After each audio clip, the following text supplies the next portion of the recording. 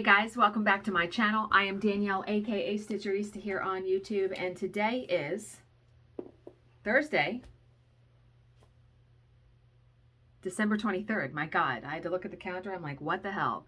So today will be a face-to-face chat and a true crime story time, and I have some gifts to open and things to chat about. So when Bill came home from Tennessee, he got home safely. He was home Tuesday at about 2:30, and he brought me a present, and I showed this in my cross stitch vlog that's going to go up on Saturday.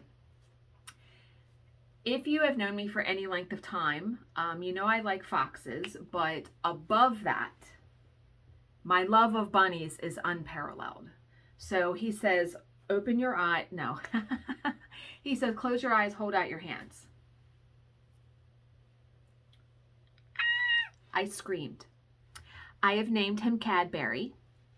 He sits with me every night now downstairs. He is the cutest little thing.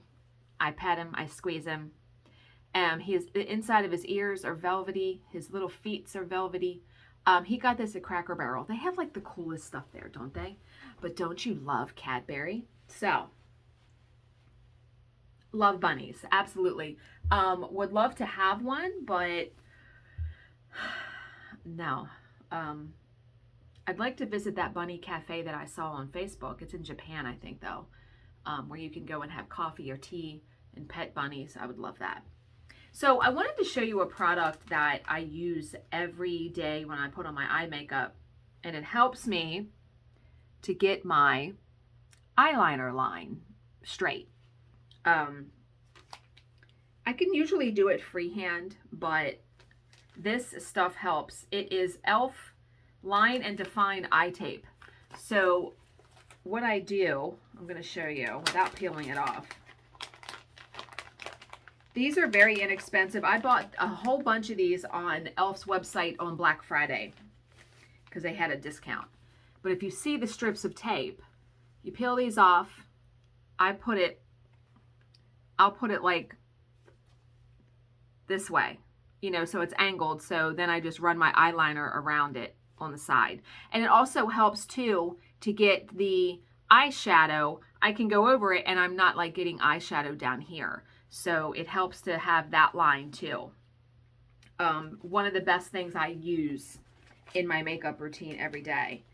And it comes with 40 strips in a pack, and they're like, I don't know, $3. I mean, you can use regular Scotch tape, but this stuff I want to say is, I like it. It's worth the money for me. So I wanted to show you that. And I have been writing in my journal. Now, I just started yesterday, but I have a book that I got on Amazon called, let me see what it's called. It's called Anxiety Elephants. It is a 31-day devotional to help you stomp out anxiety. And it's on Kindle Unlimited, so I'm not paying any more for it. And so every day they have like a quote from the Bible. But it's stuff that it pertains to real life. So I wrote in my journal yesterday, and I just write whatever comes to mind. So that's helping. That is one goal that I want to do in the new year. And I even Kindle Unlimited has a year of self-care, so I even downloaded that. Really gonna try in the morning. I haven't written it yet, but really take 5 or 10 minutes and just write, because I think it's really gonna help me get through the things I feel like I always want to work on with myself, right? Okay, so I did finish a book today. I finished the Alice Feeney book, Sometimes I Lie. Oh, so good. So I have downloaded, she has 2 other books that I haven't read, so I downloaded the sample from those. And Jill sent me a Kindle book as a gift called 7 Dirty Secrets by Natalie Richards. And the premise of the book is, I know 7 dirty secrets. One caused the fall, one did nothing, one saw it all, one didn't care, one used their head, one played the hero, one was left for dead. On her 18th birthday, Cleo receives a mysterious invitation to a scavenger hunt. And so apparently the year before, her boyfriend died in a group rafting trip. But apparently that did not quite go as everyone thinks it went. So there's some mystery there. And Jill knows I love those kind of books, and she started listening to it on Audible, she said. So absolutely. Okay, let's talk French toast for a second, because I've never had it. Right? Bill was like, we were watching TV, was it last night or the night before? And he was like, a commercial came on about French toast or something. A commercial family was having it. And I was like, yeah, I've never had French toast. He was like, what? So Christmas Day, he's going to make breakfast and it's going to be French toast. So looking forward to that. Aetna. So let's talk health insurance for a second, because I don't know if I told you guys, Bill's work, who we have our health insurance through, they have Cadbury. They have changed our health insurance. We had Care First Blue Choice, and now we have Aetna starting January 1st. So they said, look in your mailbox for the cards coming in. And now Bill's daughter is on our health insurance, as has been ever since she was born. And she's almost 23 now. So you can have your children on your health insurance, I want to say till 26 or 27, which personally I think is insane, but okay. So we get a letter in the mail the other day, and we get 2 cards. And I'm like, she needs a card, because she takes herself to her own doctor appointments now. So I try to go online and register, and somehow I didn't answer the security questions right and lock the account. And I'm like, Jesus fucking Christ. Like, are you kidding me right now? So I was like, to Bill, I said, you're gonna have to call, because I can't call. The policy is not in my name. So he called yesterday, and the guy said, well, you can't go on there and register until January 1st. It would have been nice if the letter said that. The letter didn't say that. So he was able to get another card mailed out for his daughter, and January 1st, I need to go in and try to register. I foresee trouble. Like, I still foresee a pain in my ass. So, yeah. And then, so yesterday, it's been a good week off.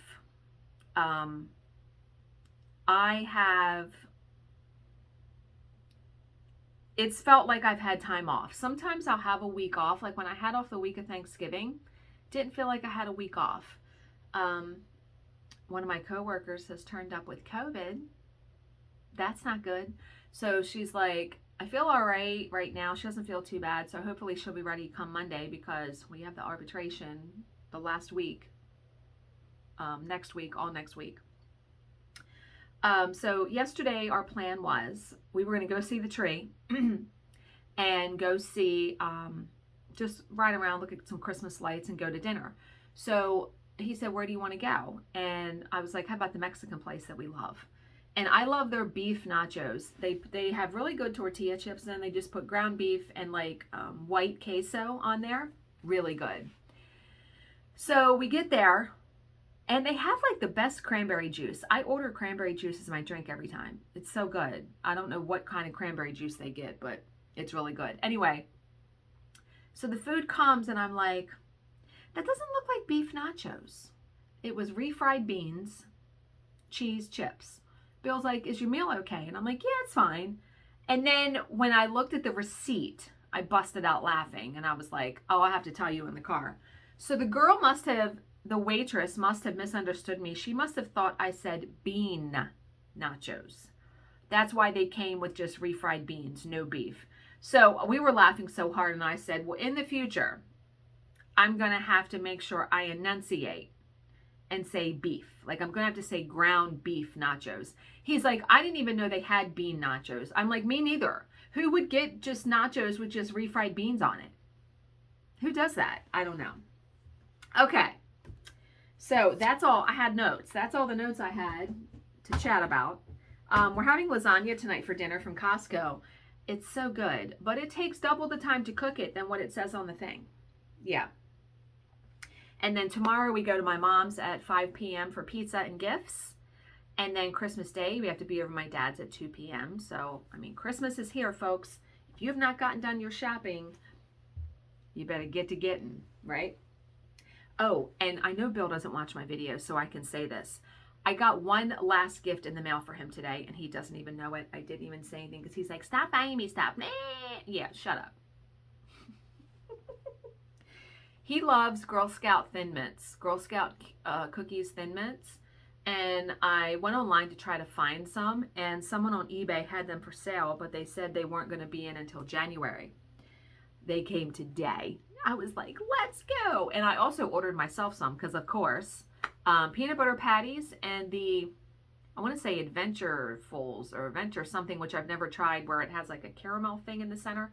Can't wait to try those. But I hid the ones for me because I don't want him to see them and be like, where the hell are my Thin Mints? I already wrapped them. Got him 2 boxes, wrapped it up. So he will open those on Christmas Day. Yeah. So gifts. Let's open the gifts and then we will do the true crime story. So I love photo Christmas cards that you guys get made up and printed up. I received this one from Stephanie Myers and her little baby Mariah, who was like one of the cutest babies ever, and her dog Milo.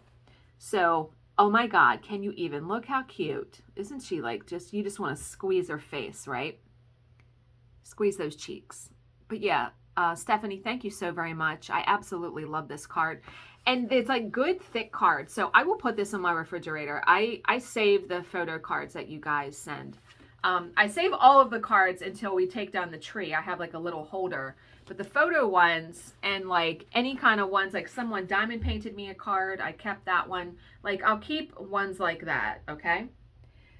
All right, so received 2 gifts.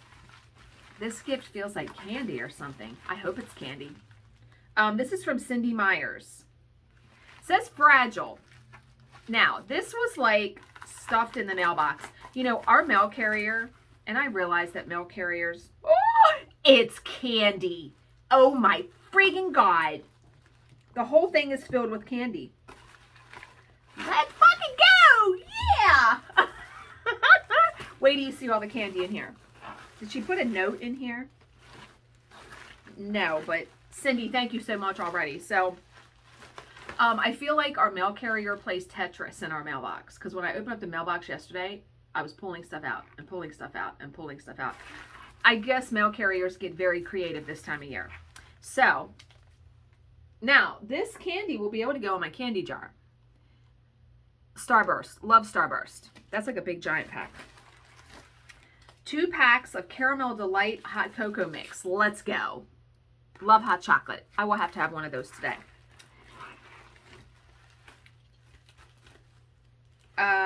Okay. There's a needle minder and a diamond painting pen in here. There's a whole bunch of stuff in here. What is all this? A big Crunch Bar. Okay, you guys, you get my vibe. Like, we bought Christmas candy, and I was picking out all the crackle bars out of it. Absolutely love the Crunch Bar. Thank you so much. There is tons of candy in here. It's just, you guys are just so supremely awesome. Okay. This is Kit Kat. Love Kit Kat. Butterscotch candy. 3 Musketeers. Twix, which are also my favorite candy. Lots of hard candy. This is all going to go, I have a basket downstairs in my nightstand that I put candy in. Yeah. And there's more of that in there. So, thank you so much. But she also sent some other little things that I'm just going to put this candy right in here because I'm going to take all this downstairs and put it in my nightstand. My nightstand isn't like, you know, people have like sex stuff in there. No, my nightstand has snacks and candy. That's what's in my nightstand. The hot chocolate is definitely, I'm going to have one of those today. Okay, so what else did she send though? She sent pen gems. The pen with the gem on the top. What? Okay. So this really pretty diamond painting pen. Let's open it up and look at it, if I can open it. I'm challenged with opening things. Oh, I also got yesterday we stopped after dinner and I got a milkshake at Chick-fil-A. Ooh, it's gorgeous. Are you able to put wax in it? You got to be able to put wax in it. It's really pretty though. Oh, it's actually like a real writing pen. Oh, I'm a doofus. But look at it. Look at the gems in there. Isn't that pretty? Yeah, I use a pen for work every single day. Absolutely love this, and it's pretty purple. This could be my journal writing pen. Yeah. Okay, I turned that, but why is it not turning now to get back in? Oh, there we go. You got to turn the tip. And then she sent, what are these? These are, oh, refills for the pen. Yay! Because, yeah, awesome. Okay, let me put those in my desk drawer so I remember I have those. And then she sent me a needle minder from Snarky Crafter Designs. And I actually think I have this needle minder. I'm looking over there to see if I can see it. Yep, I do have it. So what I'll probably do is pass this on to Jill, if you don't mind, Cindy. If I can open it. Why can't I open it? And I realize I have so many needle minders that you guys just don't know the ones that I have. Okay, finally. It says, I'm just taking it. Are you fucking kidding? Are you fucking kidding me at a time? So yeah, I will put this in with Jill's Christmas gift. She doesn't really watch my stuff either, so she does sometimes. I think she more listens than watches. But yeah, I will put that. I'm going to wrap that back up into the bubble wrap and put it in there like that. So thank you so very much, Cindy. You guys can never, seriously, you can never go wrong with getting me candy. No. All right, now I have this big giant box. This is from Bonnie Lerner. So I need to get my box cutter to open this up. And just a tip when you're using a box cutter, because I cut my thumb the other day. When you are using a box cutter, make sure you cut away from yourself. Because what happened was I cut towards myself and it slipped and I got my thumb. So I don't even know how this box is. I'm so confused here. Okay, let me just try to. Because see, I'm also very cautious. I try to be when I cut into a box because I've cut into stuff before. Oh God. There's a whole. Oh boy, she even got Bill something. How about that? So I'm not going to open Bill's gift. I'm going to let him open it. And then what I'll come back tomorrow and maybe I'll film him opening it. Okay, that's for me. That's for Bill. Oh my God. The wrapping job that you guys do too is pretty amazing. A lovely card that we will look at in a second. And something wrapped in bubble wrap. Is it another balsam and cedar candle? I think it is. You guys, I can't. I burned that candle and I don't even remember who got it for me now. I hate that. Whoever got that for me, you know who you are. It came from Amazon. It is. It's the balsam and cedar because I can smell it. Damn it. You did a good wrapping job. Okay. I swear. Oh my God. Like, this is like the best smelling Yankee candle. It smells like a Christmas tree. So now I got two. Yeah, let's go. Okay. Let's open the card. Happy holidays. And she says, you entertain me, make me laugh, and I watch every video you put out on YouTube. As I told you before, you are the very first YouTuber I ever watched. Wishing you and Bill a Merry Christmas and a Happy New Year. Bonnie, thank you so very much. And Bill will just die to know that he got a present, because every time he gets something, he's just over the moon about it. So let's open up. She got me one more besides the candle. It looks like dish towels. Oh, cool. Yeah, I always put out, so this is a hand towel. I always hang these on our stove, you know, the handle of the stove. So this one is really nice and velvety. And at Christmas time, I put out the Christmas one. So Bonnie, thank you so very much. So very much appreciated. And whatever this is for Bill, I'm trying to look through the package. It's something fishing, it looks like, or a pair of socks. Yes, he will love that. All right, so let's do a true crime story, because I feel like I haven't in a couple days, right? So today's story is Penny Boudreau. Already she sounds fancy, right? So Carissa Boudreau was a typically boisterous 12-year-old who loved pop music and animals and hanging out with friends. She was a happy child, popular with her 6th grade classmates at the school she attended in Bridgewater, Nova Scotia. But despite her upbeat demeanor, Carissa's young life had not always been easy. Her parents, Paul and Penny, had gone through an acrimonious split. After that, Carissa had remained in the custody of her father, although she would later ask to live with her mom for a while, and Paul had agreed to the arrangement. And so Carissa moved into the apartment that Penny shared with her boyfriend, Vernon McCumber. And it was quickly evident that the move had been a mistake. Oh boy, is this going to be another like Casey Anthony? Penny and Carissa were constantly at each other's throats, engaged in screaming matches over any trivial dispute that arose between them. One might have expected Penny to assume the adult role in these disagreements, but she didn't, behaving as petulantly as her preteen daughter. Oh boy. It got to the point where Vernon couldn't take it anymore, so in January 2008, he gave Penny an ultimatum. Either Carissa goes or I go. He had no idea of the horrific impact those words would have, so Casey Anthony all over again. So the night of January 27th, 2008 was a dark and frigid one in Bridgewater. Fresh snow had fallen, and clouds had built up in the late afternoon, obscuring the stars. It was hardly the kind of evening for an outing, but Penny had decided that it was time that she and Carissa had a heart-to-heart. She ordered her daughter down to the car, saying that they were going to drive and talk. That talk, as was often the case with mother and daughter, soon descended into a shouting match.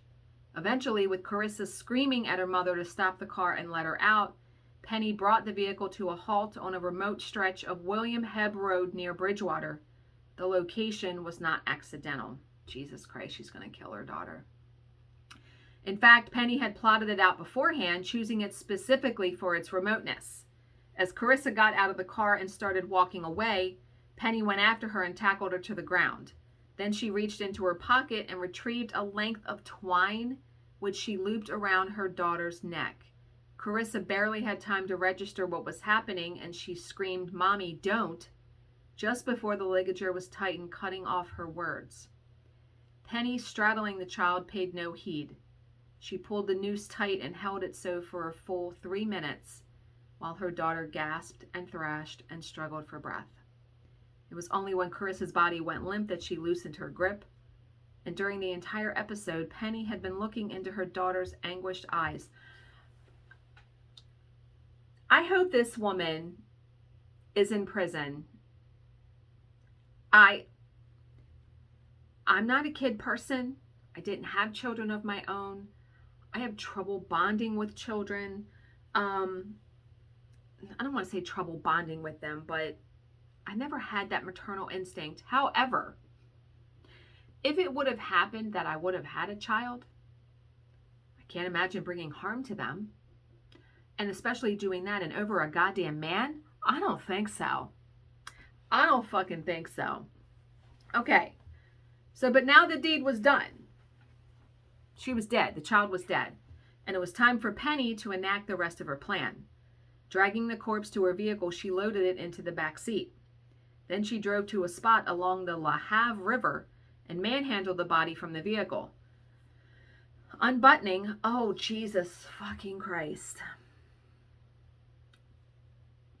Unbuttoning her daughter's jeans, she pulled them down along with the child's underwear.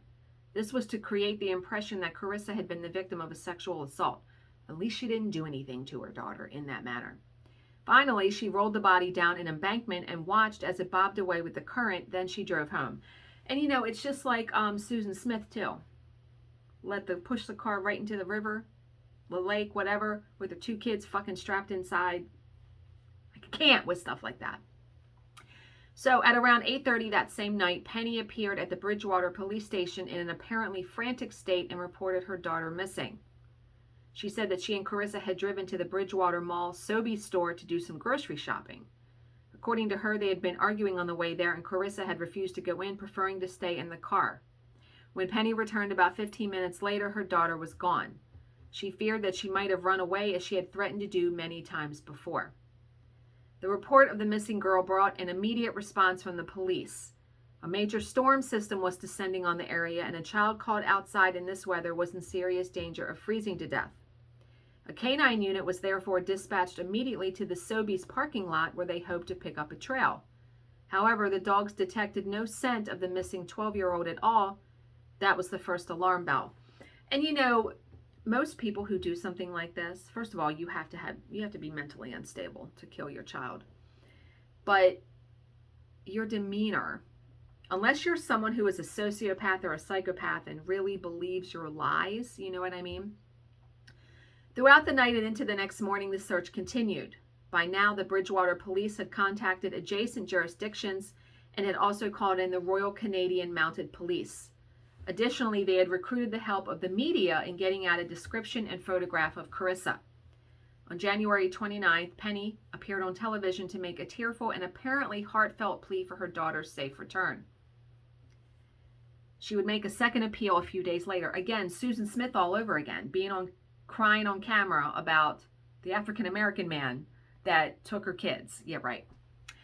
So she sobbed into the camera, "I'm trying not to think the worst. It's plain and simple hell, not knowing where your kid is. It's horrible." The entire town of Bridgewater mourned with her, feeling her pain. Holy hell, when it comes out, because obviously it does, we wouldn't have a story to read. I'm sure she had death threats. Seriously. So over the next 2 days, the weather relented, allowing the police to extend their search to the La Have River. And I'm sure I'm pronouncing that wrong. A helicopter was brought in, skimming the treetops while spotters scanned the banks through binoculars. In the meantime, divers searched the depths of the river, starting in the area behind the Bridgewater Mall and going as far downstream as Shipyard's Landing. Nothing. Meanwhile, tips were coming in regarding possible sightings of Carissa. All of these had to be checked out, but none produced any viable leads. It was as though Carissa had been swallowed up by the earth. Yes, obviously, she's in that river. Keep doing it. Keep scouting it, whatever you do. She hadn't, though, right? Her body was lying on the riverbank, snagged under an overpass of Highway 331 just outside the Bridgewater town limits. It was discovered there by a man taking a stroll along the river on February 9th. Police would confirm that it was Carissa only after completing the autopsy 5 days later. It was news that threw the small town of Bridgewater into a deep sense of grief and foreboding. Even as candlelight vigils were arranged to honor the murdered child, there was fear. Was there a sexual predator on the streets targeting children? The police thought not, so police are trained in stuff like this, right? Even at this early stage in the investigation, they believed that Carissa had been killed by someone she knew. But who in Carissa's inner circle would have done such a thing? In the days following the discovery of the body, the police acted swiftly, assigning 20 investigators to the case, including a contingent of RCMP. Search warrants were executed at several locations in the Bridgewater area, and there were also 2 arrests, although the suspects were later released after questioning. The acting police chief cautioned the community, saying this is going to take time. You know, you want a swift resolution because you want to know that your own kids and your own family are safe. They are, because the mother is not going to kill anybody else, right? On February 19th, hundreds of mourners attended a funeral for the 12-year-old in Clarks Harbor, where she had once lived with her father.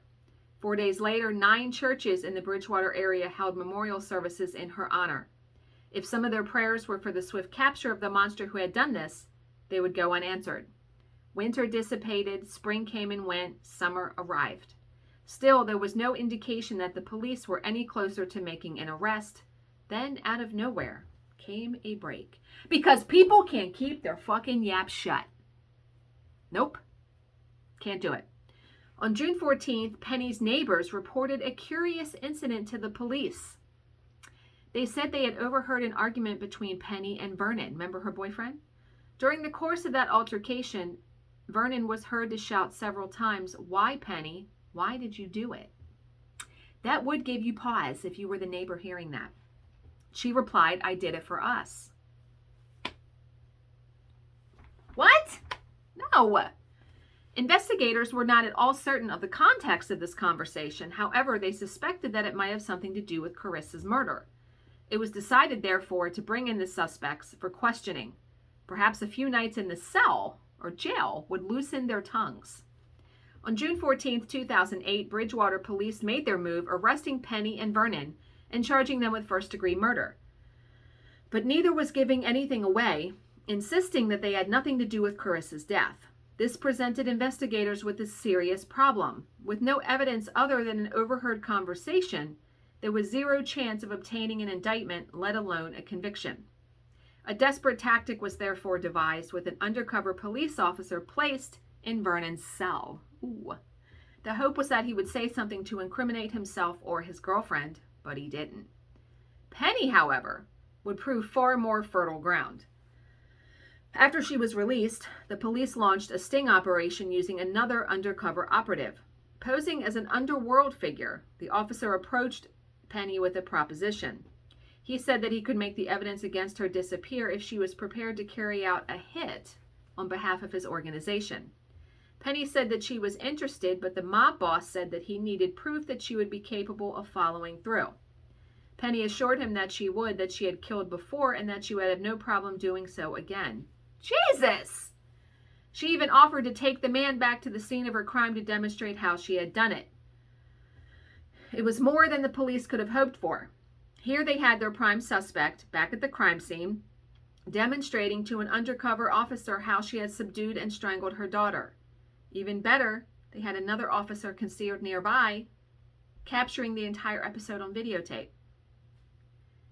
Faced with her unintended confession, Penny had no option but to ask for a plea bargain. In truth, the prosecution had no need to deal. They had on tape the most compelling evidence possible in a murder trial. They did, however, want the matter handled quickly and with as little emotional distress as possible to Carissa's father and grandparents. It was therefore decided to allow Penny to plead to second-degree murder and to accept a life term with parole in 20 years. Penny faced an extremely hostile crowd when she arrived at court to make her plea. Yeah, no shit. She offered an apology before the sentence was read, a tearful entreaty which Carissa's father later described as crocodile tears. In passing sentence, the judge berated her, saying that she had forfeited the right to ever refer to herself as a mother. Vernon was never charged with any offense. Well, he didn't do anything. In a later interview, he would clarify the words he had spoken to Penny about their domestic situation. He said, "I meant only that Carissa should be sent to live with her father. I had no idea what Penny would do." So he didn't say, you need to kill her. You big fucking dummy. Like, why wouldn't you just send her to her father's to live? Why do something like this? And let me tell you, in prison, just from what I've heard and seen on TV, prisoners do not look kindly upon people who kill children. So I guarantee you that she had to be put in protective custody. Or she got her ass beat. One of the two. Yeah. So, I do not preview these stories beforehand, so I know some of you are triggered or upset by children getting murdered. So, very sorry for that I did not, yeah. Casey Anthony, Susan Smith, Andrea Yates, like, we could go fucking on and on with people that have killed their children. I can't with it. I get it. Crimes of passion. You catch your man fucking somebody else, you kill him in a fit of rage. Betty Broderick. I get it. I don't understand though harming a child. I'll never, ever, ever understand that. And like I said, for a man, get the fuck out of here. I don't think so. But okay, we are going to end the video. I hope you guys are all having a good uplead to the Christmas holiday and you're having a good Thursday. So as always, if you have any questions, please leave them in the comments section below and I will answer them to the best of my ability. Thank you so much for watching and subscribing, and I will see you in my next video. Bye guys.